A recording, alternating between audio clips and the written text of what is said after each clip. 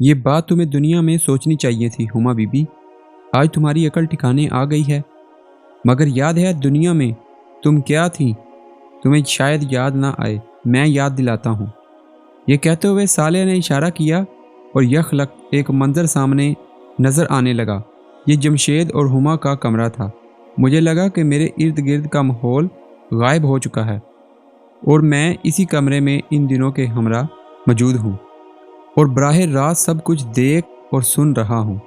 جمشید، اب میں اس ملک میں نہیں رہ سکتی، اب ہمیں کسی ویسٹرن کنٹری میں شفٹ ہو جانا چاہیے۔ ڈریسنگ ٹیبل کے سامنے بیٹھی ہوئی ہما نے اپنے کٹے ہوئے بالوں کو برش کرتے ہوئے کہا۔ جمشید بیڈ پر لیٹا ٹی وی دیکھ رہا تھا۔ اس نے کوئی جواب نہیں دیا۔ تم نے سنا جمشید میں نے کیا کہا؟ یس، میں نے سن لیا، لیکن میرا پورا خاندان یہاں ہے، میں انہیں چھوڑ کر کیسے جاؤں؟ بالکل ویسے ہی جیسے تم ان کا گھر چھوڑ کر میرے ساتھ الگ ہو چکے ہو۔ یہاں کی بات اور ہے، میں ہفتے میں ایک دفعہ جا کر ان سے مل تو لیتا ہوں، دوسرا یہ کہ فارن ٹرپ تو ہم ہر سال کر ہی لیتے ہیں، پھر ہمیں باہر شفٹ ہونے کی کیا ضرورت؟ نہیں، اب بچے بڑے ہو رہے ہیں، میں چاہتی ہوں کہ ان کی پرورش باہر ہی ہو، لیکن میں یہ چاہتا ہوں کہ میرے بچے میرے ماں باپ صحبت کا فائدہ اٹھائیں۔ میں تو اپنے ماں باپ کی نیکی کا کوئی حصہ نہیں پا سکا، لیکن کم از کم میری اولاد تو نیک ہو۔ انہی کی صحبت سے تو میں اپنی اولاد کو بچانا چاہتی ہوں۔ میرے ایک بچے کو بھی اپنے دندیال کی ہوا لگ گئی تو اس کی زندگی خراب ہو جائے گی۔ اس کے ساتھ ہی فون کی گھنٹی بجی۔ جمشید نے فون اٹھایا، دوسری طرف سے کچھ کہا گیا۔ جمشید نے اچھا کہہ کر ریسیور نیچے رکھ دیا اور ہما کو مخاطب کر کے کہا، تمہارے پاپا ہمیں نیچے بلا رہے ہیں۔ پھر ہما کی بات کا جواب دیتے ہوئے بولا، تم آخر میرے ماں باپ کے بارے میں اتنی نیگیٹو کیوں ہو؟ انہوں نے میری خوشی کی خاطر تمہیں بہو کے طور پر قبول کیا، حالانکہ تمہارے انداز و اطوار انہیں بالکل پسند نہ تھے۔ تم مجھے لے کر الگ ہو گئی، تب بھی انہوں نے برا نہیں مانا۔ بس رہنے دو، ہما تنگ کر بولی۔ انہیں میرے انداز و اطوار ناپسند تھے، مگر تم میرے عشق میں دیوانے ہو رہے تھے، اس لیے انہوں نے مجبوراً تمہیں مجھ سے شادی کی اجازت دی۔ تم ان سے الگ ہو کر یہاں زیادہ اچھی زندگی گزار رہے ہو، پاپا کے بزنس میں شریک ہو، کروڑوں میں کھیلتے ہو۔ جمشید، مجھ سے شادی کر کے تم سراسر فائدے میں رہے ہو، تم نے کوئی نقصان نہیں اٹھایا۔ تمہاری باتیں سن کر کبھی کبھی ابو کی یاد آ جاتی ہے کہ نفع نقصان کا فیصلہ آخرت کے دن ہوگا۔ یار، یہ فضول مذہبی باتیں ختم کرو، مجھے ان سے چڑ آتی ہے۔ کوئی قیامت وغیرہ نہیں آنی، لاکھوں برس سے دنیا کا سسٹم ایسے ہی چل رہا ہے۔ If you are smart, powerful and wealthy, you are the winner. All others are losers and idiots. And you know this, judgment they talk is nothing but rubbish. ویسے for your kind information، میرے پاپا نے اپنے پیر صاحب سے یہ guarantee لے رکھی ہے کہ قیامت میں وہ انہیں بخشوا دیں گے۔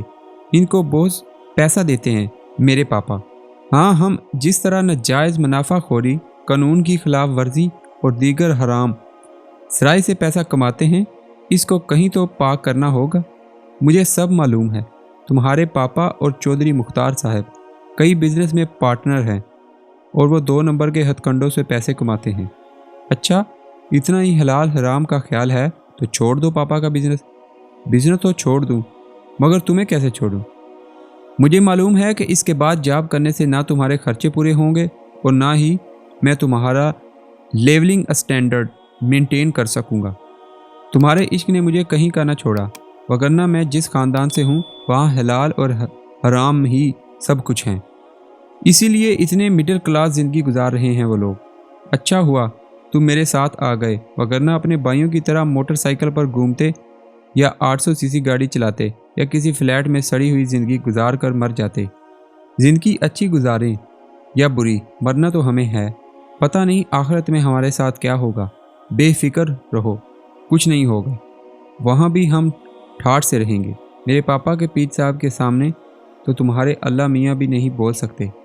کلمہ کفر تم مت بکو، اور اللہ میرا کہاں رہا ہے؟ جب میں اللہ کا نہیں رہا تو وہ میرا کیسے رہے گا؟ یہ جملہ کہتے ہوئے جمشید کا لہجہ بھرا گیا اور اس کی آنکھوں میں نمی آ گئی، مگر ہما اس کے بہتے ہوئے آنسوؤں کو نہیں دیکھ سکی۔ اس کا سارا دھیان آئینے کی طرف تھا۔ اب وہ اپنے میک اپ سے فارغ ہو چکی تھی، اس لیے ڈریسنگ ٹیبل کے سامنے سے اٹھتی ہوئی بولی، اچھا چھوڑو یہ فضول باتیں، نیچے چلو، پاپا انتظار کر رہے ہوں گے۔ سالیہ نے دوبارہ اشارہ کیا اور منظر ختم ہو گیا، لیکن ساتھ ہی ہما کی ہر امید کو بھی ختم کر گیا۔ سالیہ نے اسی شفاق اور قاتل لہجے میں سختی کے ساتھ کہا، تم نے دیکھا؟ تمہاری زبان سے نکلا ہوا ایک ایک لفظ ریکارڈ کر لیا گیا ہے۔ تو جاؤ ہما بی بی، اپنے پیر صاحب کو ڈھونڈو جو تمہیں بخشوا سکتے ہیں اور جن کے سامنے اللہ تعالیٰ بھی۔ سالیہ نے جملہ تو ادھورا چھوڑ دیا، مگر ہما کے الفاظ دہراتے وقت اس کے لہجے میں جو غضب آ گیا تھا، اس سے میں خود ہل کر رہ گیا تھا۔ ہما بھی بری طرح خوف زدہ ہو گئی۔ اس سے پہلے کہ سالیہ کچھ اور کہتا، وہ روتی چیختی ہوئی وہاں سے بھاگ گئی۔ اس منظر میں جمشید کو دیکھ کر میری حالت پھر ڈنوا ڈول ہو چکی تھی۔ ظاہر ہے کہ ہما کی طرح وہ بھی اس سختیوں بھرے میدان میں پریشان حال پھر رہا ہوگا۔ میں سوچ رہا تھا کہ جمشید اسی حال میں میرے سامنے آ گیا تو میں کیا کروں گا۔ میں اسی سوچ میں غلطاں تھا کہ سالیہ نے میری کمر تھپ تھپا کر کہا، آؤ چلتے ہیں۔ نہ جانے اس تھپکی میں کیا بات تھی کہ میں نے محسوس کیا کہ میرے اوپر طاری ہونے والی پریشانی کی کیفیت بہت ہلکی ہو گئی ہے۔